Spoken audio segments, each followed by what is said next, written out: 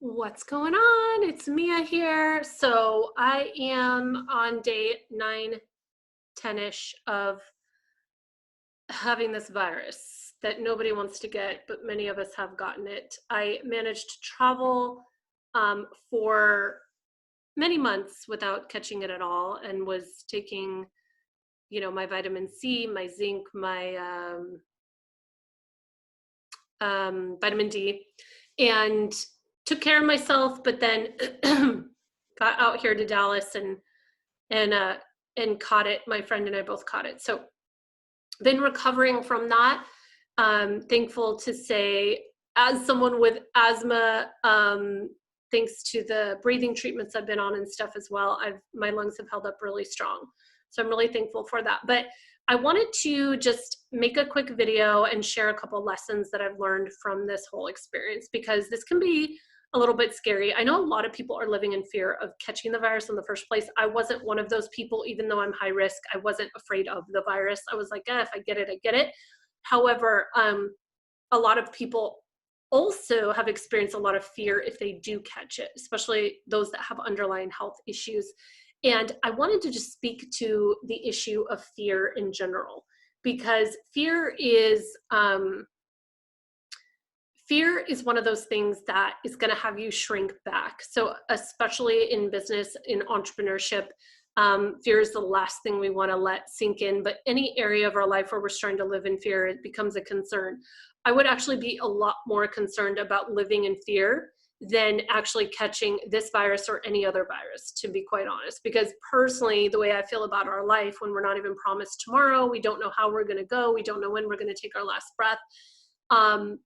To me, my biggest fear would be living my life in fear and never actually living my life, like never living the life that God had planned for me, because I was so full of fear and doubt.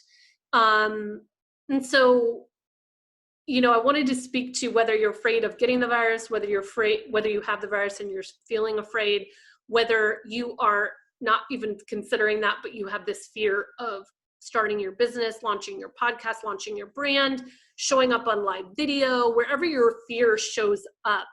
That's what I want to talk to you about today. So if you're letting yourself be run by fear, you're making decisions out of fear, that's a really slippery slope, because you can end up starting to live a smaller and smaller life, if that makes sense, rather than taking that risk. And I know in entrepreneurship, I just did a training this morning for the ladies that are in my soon to start 7-day Get Unstuck challenge. It starts on Monday.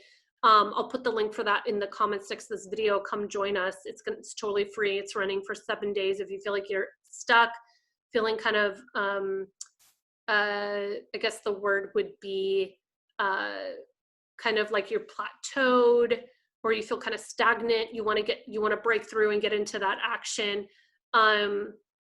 then you are, the challenge can absolutely help you. So I'll put the link next to this video, and would love to have you come join. But I wanted to just speak right now to making sure you're not living your life in fear. We're living again in a culture, in a time with the news. I turned off the news starting months ago, but it's constantly bombarding us with this message that we should live in fear.